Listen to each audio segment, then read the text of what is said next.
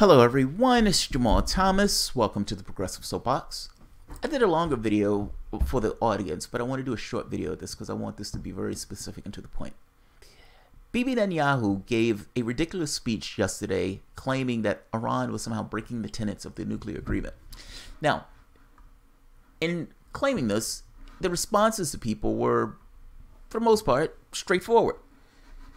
The only information that Netanyahu gave, this proof and evidence that he was talking about, was essentially stuff that was already baked into the cake.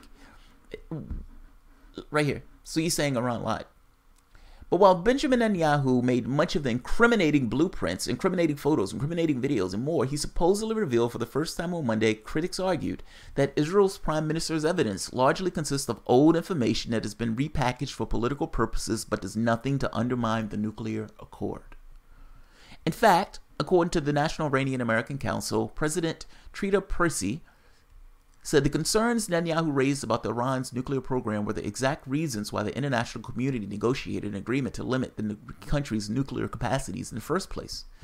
Netanyahu revealed nothing new that indicates Iran is not upholding the obligations under the nuclear deal, Persi said in a statement following the Israeli Prime Minister's speech. Netanyahu's desperation to kill the Iran deal and deal the United States into war with Iran was on full display today. Netanyahu played a key role in helping con the American people into war with Iraq and is now pulling out all the stops to do the same with Iran. Responding to Netanyahu's performance on Monday, Federico Mogherini, High Representative of the European Union for Foreign Affairs and Security Policy, said the Prime Minister's speech has not put into question Iran's compliance with the nuclear deal. The point I want to get here is the entire reason that the nuclear deal was struck was to prevent Iran from doing a nuclear deal. From making a nuclear weapon. What Benjamin Netanyahu revealed was not proof of anything. It was only evidence of this is why we did the deal in the first place, to stop them from going further into their research into nuclear energy. Now, or nuclear weapons. Donald Trump, however, hears this, and Donald Trump says, "Yes, I knew it. Everything Netanyahu says there sounds great to me and sounds right, and this is why I've been critical of the deal, and my criticism of the deal has been founded." Nonsense. This is utter nonsense. This is one hawk and neocon that's aligning his story with another hawk and a neocon in order to attack Iran. That's the beginning and ending of all of this. Remember, Bibi is the one that said this during the Iraq War. And many others will say, the time of such regimes, of such despots, is gone. There is a new age. Something new is happening. If you take out Saddam's regime, I guarantee you that it will have enormous positive reverberations on the region. And I think that people sitting right next door in Iran, young people, and many others will say, the time of such regimes, of such despots, is gone. That crackpot predicted that taking out Saddam was somehow going to be this awesome thing for that region. Hey, crackpot, Bibi, is Iraq awesome and a beautiful place? No, it's not. We destroyed that country. We smashed that country to smithereens. And that wasn't just Saddam, by the way. That was the people themselves. Who do you think took the brunt of that beating? The shock and awe. Do you think that was Saddam Hussein that took the brunt of that? That was the people themselves who took the brunt of that beating. You killed 1 million people in that country. Or we killed 1 million people in that country. That nutcase was back then saying it's going to be awesome. Iran is going to see this, and those young people are going to feel energized and motivated by the murdering of 1 million Iraqis. That's the nutcase who's out here trying to sell a new war with Iran. Understand the quantity that you're dealing with. There may be some young people who weren't around during this time, but at the very least, understand the quantity that you're dealing with. This man is a nutcase. He's a neocon. He's a hawk. He's just like the hawks in this country, maybe even worse. Maybe even worse. My point here, in the entirety of this piece, is that they're leading us into a larger conflict, and they're leading us into a larger war. It is our responsibility not to allow them to do that. whatever anti-war resistance there is, whatever disparate forces there are in the United States that are against these things, those things need to come together, and they need to come together quickly for some level of political resistance. They're leading us into a war. Even ABC News or NBC News gets it. This was somewhat of a bizarre speech. It's only bizarre, though, when you look at it from the context of somebody who's sane and rational. The moment that you look at it from that context, yes, it looks bizarre, and it looks like a maniac was giving a speech trying a PowerPoint presentation on why we should bomb and attack Iran.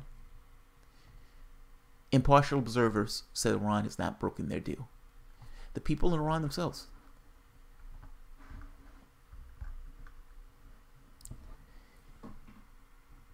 Right here. In recent weeks, both the Iranian President Hassan Rouhani and Foreign Minister Javad Mohammad Zarif have reminded the international community that their country has no desire, no plans to build a nuclear weapon. With or without the nuclear deal, Iran does not seek to acquire weapons of mass destruction, Rouhani said in a televised speech last week. In his response to Netanyahu's speech on Monday, Percy, NIAC, argued, "It's hard to believe it's coincidence that Netanyahu's announcement comes on the heels of Secretary of State Mike Pompeo's meeting with the Prime Minister. Trump's war cabinet has not even been in place for a week, but it's already setting up an all-out regional war." And they're right. Pompeo and Bolton are whispering in Donald Trump's ear now. Donald Trump has already went into that office talking about the Iran deal. They're attacking this, and the emphasis is on Iran. If you look back at my videos when I first started this channel, I made this point that Trump was looking at Iran, looking for reasons or pretexts to attack Iran. And now you have Saudi Arabia, you have Israel, and you have the United States in this kind of political alignment, this rogue nations that have made the decision to break international law, to rebuff the deal, and attack them. The wild part about this is it a deal or not?